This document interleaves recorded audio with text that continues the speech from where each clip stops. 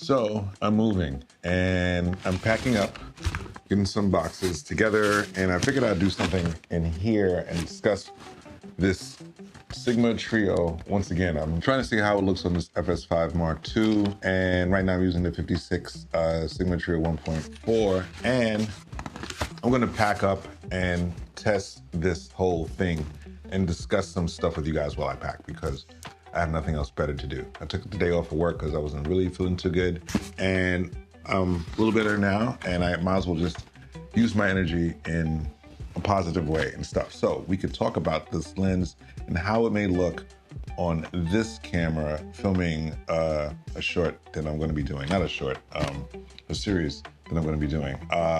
And I wanted to test these lenses on that. I've used it before, link up here, just experimenting with it with the Sony a6100. Gonna see if we could really take it up a notch. And why would I want to use these lenses? Let's take a dive in the experimental world. Let me try something. I don't know how that looks.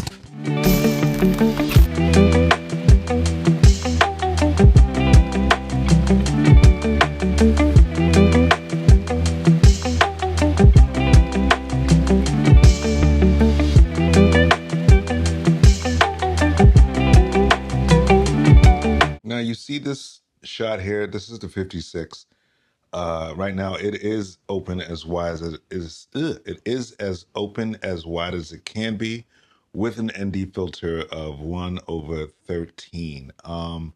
And what I do like about this lens, coupled with the ND filter, is this depth of field. Like, look at what's in focus and what's not in focus, and it gives an interesting blurry background to the box in the back. I wanted to stay in focus like that right there. So my hand was somebody's face and this was the background, and or something similar to this was in the background, and these were on sticks. This shot would be interesting if this was somebody's face. Well, maybe if I should put my face on it, we'll probably get the same effect, but I'd have to move stuff. So this is an interesting shot. Just pretty much just me sitting in a chair. This is not what I would do if I had like two people talking or anything like that. But still, this frame, this lens, this focal length, this aperture, everything suits me well when looking at this shot. Interesting enough of a background, blurry background. If I had some, maybe, I don't know, something in the back. Right now I'm moving, so please bear with me. But if I had something else of interest that makes this space that I'm sitting in look more interesting, I would definitely go with it. Not to say that my other lenses can't do that, but I find that prime lenses are good for these things. We just want what we want in that little, whatever. I do have variable lenses and they do work, and they work very well. Slightly different from what this is doing. I'm not sure if I would compare the Sigma to the Sony G Master. I mean, they're just not really the same, but you really do get some beautiful kind of things with these.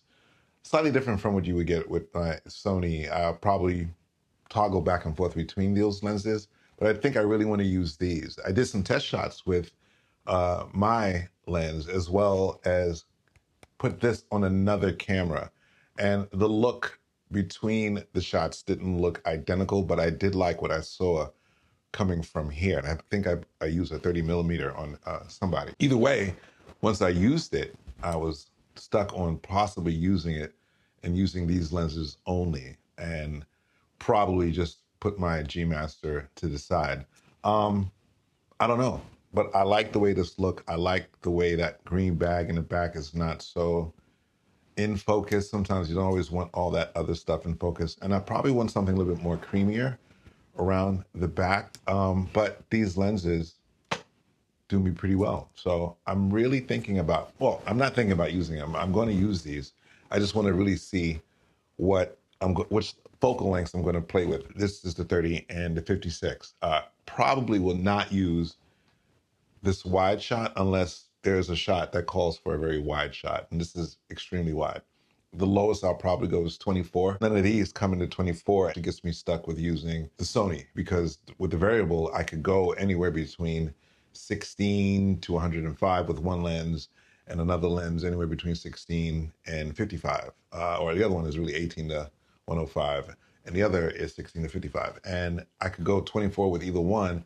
The difference is my aperture is not the same. So I could probably match these to 2.8 with the widest lens that I have and then play with it there. I don't know. I'm just guessing, but I really do like the way that looks. Oh, this is still pretty creamy.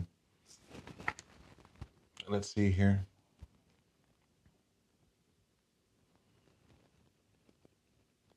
Okay, maybe it still has me in focus. That's amazing. And right now, this is not on autofocus. This is just straight manual. See, I like that. I like that because when it's looking to do whatever, it doesn't hunt.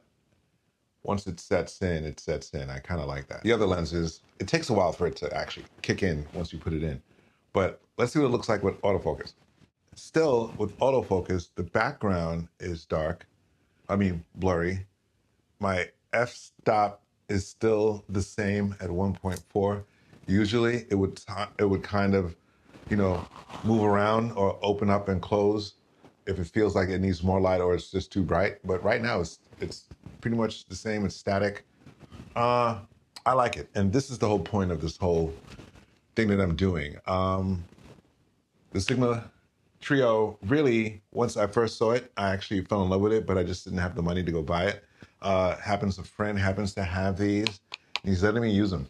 So I'm going to use it for this project and then kindly return them, or else I'll end up buying them from him, and I don't want to do that. Or do I?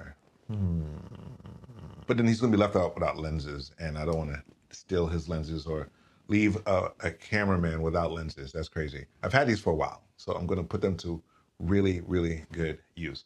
All right, time to put some stuff in this box because I don't know what's going on in this box.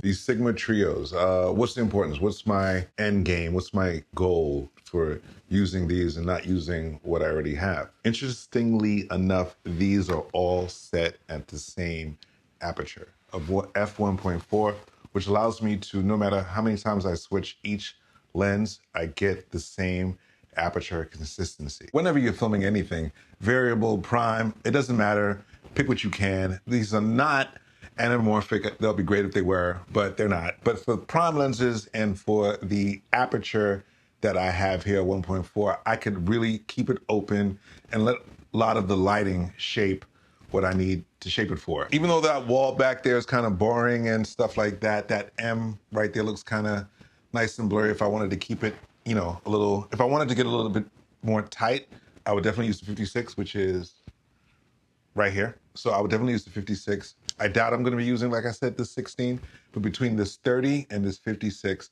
I'm definitely using, and I'm liking what I'm seeing here on myself on the FX. I keep saying the FX. It's really FS5 Mark II, and I'm going to really use these two and that camera as the main thing that I would want to shoot. Now, the other issue I have is for trying to speed up the process of filming, I want to use two cameras, but unfortunately, I mean, I have the same focal length for both cameras. If I'm trying to do like a over-the-shoulder kind of thing with two cameras, I'd have to see what that looks like. But for the most part, I kind of like it like this. And if I decide to do it over the shoulder shot with two cameras so I could really just maximize my time, I would probably obviously use my Sony G Master for the other camera if I really, really, really, really, really, really wanted to do that without having to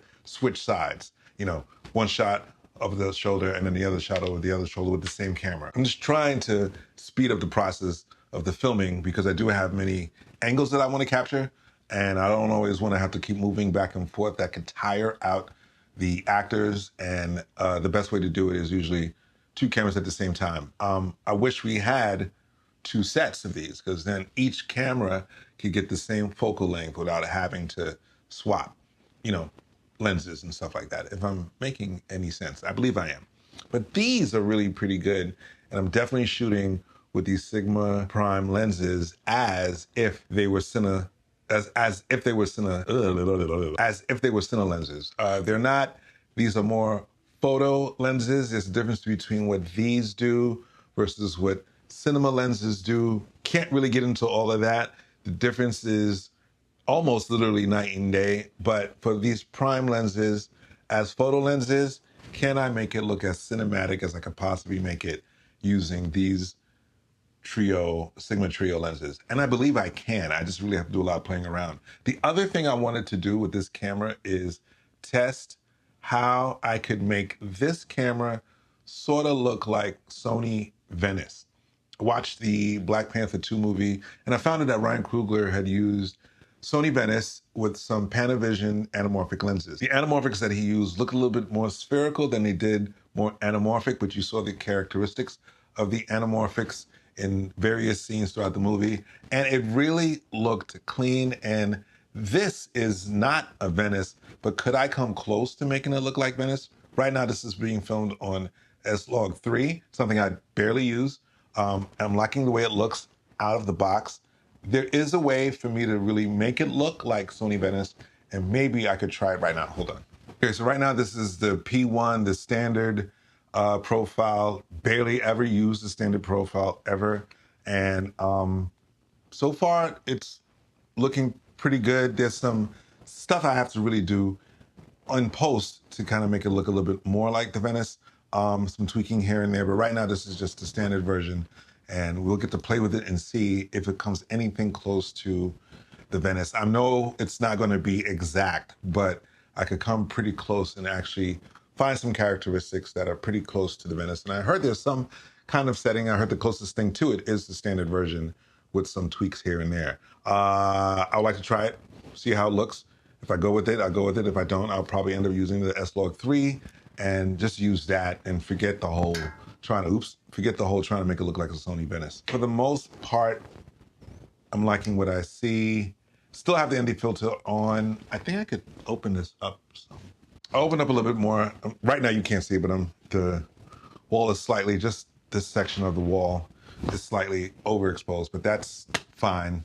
I won't die. The standard profile is giving me something actually pretty interesting. I am at the brightest. Let's see something with the ISO. Okay, wait for it. But can photo lenses mimic cine lenses? I want to say no, but with certain tricks that you could do, we could get certain things to happen, like using prisms for certain looks and stuff like that. Those are usually used in music videos and things like that. But there's so many things we could really do. YouTube has a plethora of ways of making certain things look like something else. A lot of times, it's not the camera that you use, it's really the lens that you use that makes a world of difference. A good camera with all the specs and all the bells and whistles will help, but your glass and your eye are the two things that actually make the difference on how your shot is really the shot that you want. I think I'm done. Thank you. Hit the like and subscribe, all that good stuff. Is anybody out there with these lenses that could tell me what they think of it? I want to hear from what you guys have to say for those who've had the experience with using these lenses. Got some stuff to do.